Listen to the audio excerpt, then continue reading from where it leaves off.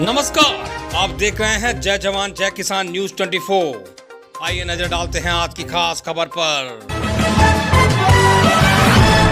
जिला मैनपुरी के ब्लॉक करहल के ग्राम पंचायत गवाड़ी के ग्राम प्रधान अशोक कुमार यादव को जनता ने दिया जनादेश, भारी मतों से हुए विजयी। प्रधान अशोक कुमार यादव ने लिया संकल्प, नहीं रहेगा कोई भी कच्चा मकान पूरी ग्राम पंचायत में। प्रधान ने बताया कैसे करेंगे ग्राम पंचायत का विकास, नहीं होने देंगे ग्राम पंचायत में कोई भी भ्रष्टाचार, मिड डे मील में भी नहीं होगा कोई भ्रष्टाचार। हर गरीब को आवास, हर गरीब को पेंशन, हर पात्र व्यक्ति को दिलवाएंगे सरकारी योजनाओं का लाभ। देखिए ग्राम प्रधान अशोक यादव के साथ पवन कुमार और रोहित मोहित की एक खास मुलाकात। जय किसान न्यूज़ 24। मैं पवन यादव आज हूँ एक ऐसी हॉट सीट करहल जिसका पूरी उत्तर प्रदेश में जिक्र होता है, उसके ग्राम ग्वारी में। और आज हमारे साथ बात करने के लिए उपस्थित हैं यहाँ के ग्राम प्रधान अशोक कुमार जी। तो जब मैं बड़ी राजनीति में जाऊँ, चूँकि यहाँ से अखिलेश यादव जी चुनाव लड़ रहे हैं, उससे पहले मैं थोड़ी ग्राम सभा की जानकारी जानना चाहूँगा। चूँकि नवनिर्वाचित प्रधान हैं, जनता ने जनादेश दिया है, कहीं न कहीं शिक्षित हैं और जनसेवा में लगे रहते हैं। जानने का प्रयास करूंगा कि 8 महीने के कार्यकाल में अभी तक इन्होंने क्या क्या कार्य में, ऐसी कौन सी योजनाएं लाकर ये और ऐसे क्या क्या कार्य कराएंगे जिससे अपनी क्षेत्रीय जनता को एक आदर्श। नमस्कार, आपका हमारे चैनल पर बहुत बहुत स्वागत है। अभी तक के समय में 8 महीने में क्या क्या कार्य हुए हैं आपके? हमारे यहाँ एक तो पंचायत घर का गठन हुआ है। पंचायत घर नहीं था जी। नहीं तो जी, ठीक है। पंचायत घर का बनवा के क्लियर कर दिया है और वो उसमें फर्श बाकी रह गया, बकाया सब लेटेंट हो गया है। उसके बाद अपने विद्यालय में हमारा सुंदरीकरण हमने करवाया है। उसमें आपको देख के एक हम टाइम देंगे, नहीं थोड़ा टाइम दे के देख लें। मैनपुरी में नंबर 1 में इस विद्यालय का नाम आ रहा है। और जहाँ खरंजा नहीं है, जहाँ रोड नहीं है, उनको हमने प्रस्तावित करके भेजा है। 1-2 विद्यालय पे बाउंड्री नहीं है, उनको आप प्रस्ताव करके भेजा है, तो इनका प्रस्ताव पारित हुआ है। उसके बाद जो भी काम है उसको विधिवत तरीके से कराया जाएगा। और दिव्यांग शौचालय आए थे, उनको तीनों विद्यालयों में कंप्लीट करा दिया है। और जो भी काम सरकार के उसमें ग्राम पंचायत को दिए जा रहे हैं उन पर विधिवत तरीके से नियम पूर्वक कार्य होंगे। प्रधान जी ने भी एक बात कही कि जो सबसे बड़ी बात की है शिक्षा पे, विद्यालय को लेकर के सौंदर्यीकरण, और यहाँ तक कहा कि पूरे मैनपुरी में शायद ऐसा विद्यालय सौंदर्यीकरण न हो। भारत सरकार की एक बहुत पॉपुलर योजना है जिसको हम लोग मिड डे मील के नाम से जानते हैं। ये आरोप लगता है कि प्रधान अध्यापिका और प्रधान की मिलीभगत से ये पूरी की पूरी योजना मिड डे मील की भ्रष्टाचार मुक्त शासन दे पाएंगे आप? देखो, मेरा जहाँ तक मानना है कि जैसे मिड डे मील में जो भी सारणी होती है, जैसे फल वितरण है, दूध वितरण है, या भोजन में दिन के हिसाब से जो भी है, तो मैं तो डेली का डेली चेक करता हूँ। डेली का डेली और चेक करने के बाद मैं बच्चों से जानकारी जुटाता हूँ, टीचरों के सामने भी। फिर मैं बच्चों को बाद में पूछता हूँ घर जाके। हो सकता है कि टीचरों के दबाव में बच्चे न बता पा रहे हो, मैं घर घर जाकर बाद में पूछता हूँ कि आज कोई ऐसा दबाव तो नहीं है टीचरों के द्वारा जो आप उनके सामने क्लियर बात न बता पा रहे हो। तो इस प्रकार मैं तो डेली का डेली, और हमारे यहाँ जो मेनू बनता है वो मेनू में जो आता है वही बनता है। क्योंकि आप देख रहे हैं सही शिक्षित लगते हैं और शिक्षा पे बात कर रहे हैं। एक देश की सबसे छोटी इकाई का चुनाव होता है प्रधानी, और उसमें एक आरोप लगता है कि चाहे वो वृद्धावस्था पेंशन हो, आवास के नाम से हो, यहाँ तक कि राशन कार्ड के नाम से भी ठगी की जाती है। चाहे आवास हो, शौचालय हो, राशन कार्ड हो, बड़ी छोटी छोटी चीज़ों पर उगाही की जाती है। कैसे इन सब चीज़ों को रोकोगे, कैसे भ्रष्टाचार मिटाओगे? देखो, ये सरकार का काम है, उनको बताना हमारा काम है। जिन चीज़ों पे मैं गया हूँ, मैं 8 महीने से प्रधान हूँ और एक एक चीज़ को मैंने छाना है। वास्तव में ये है, गलत बात नहीं है, बिल्कुल सही बात है कि जो राशन कार्ड को लेके आप बात करिए तो जो उसके मेनू में आ रहा है, जिसका राशन कार्ड होना चाहिए उसको नहीं मिल रहा। जो पात्र व्यक्ति वो छूट जाते हैं और अपात्र व्यक्ति को मिलते हैं। और दबंग लोग पैसे ऐसे दे के इधर उधर उल्टा सीधा करके अपना राशन कार्ड बनवा लेते। 5 सीढ़ी से दूर हैं वो लोगों को राशन मिल रहा है, गरीब को राशन नहीं मिल रहा है।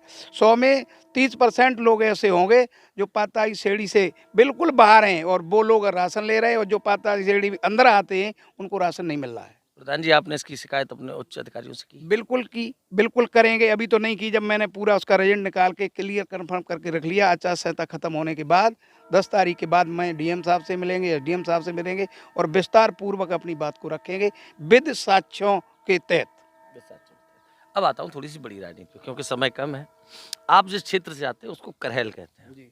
करहल आज उत्तर प्रदेश ही नहीं, पूरा देश करहल को देख रहा है। बिल्कुल सही। चाहे कोई भी चैनल निकालिए, करहल एक चर्चा का विषय बना हुआ है, चाहे भारतीय जनता पार्टी हो, समाजवादी पार्टी हो। और उसका कारण है कि जो करहल से समाजवादी पार्टी से चुनाव लड़ रहे वो बहुत बड़ी शख्सियत है, अखिलेश यादव जी, पूर्व मुख्यमंत्री।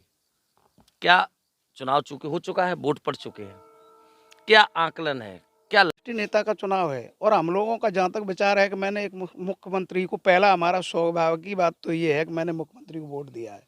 इससे पहले मैं विधायक को चुनता रहा हूँ और हमारे बड़े सौभाग्य की बात है अखिलेश जी यहाँ करहल में आए और उन्होंने हम लोगों को एक मुख्यमंत्री के लिए वोट डालने का मौका दिया। और विकास के नाम पर देखो अखिलेश जी ने नंगला में, जिला मैनपुरी, इटावा में अधिक से अधिक विकास किया है। आप रोडों को देख लो, गांव में जो रोड में बदहालत थी उनका सुधार किया है। शिक्षा के उसमें भी उन्होंने बहुत बड़ा सुधार किया है।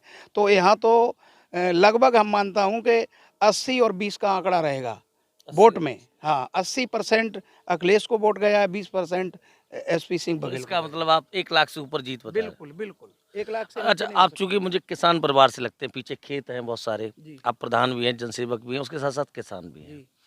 किसानों की समस्याएं क्या रही इन 5 वर्षों में? देखो, किसानों की समस्या ये है कि देखो किसान को टाइम से बीज नहीं मिल पाया, टाइम से खाद नहीं, खाद पर आप देखिए कितनी मारामारी रही है।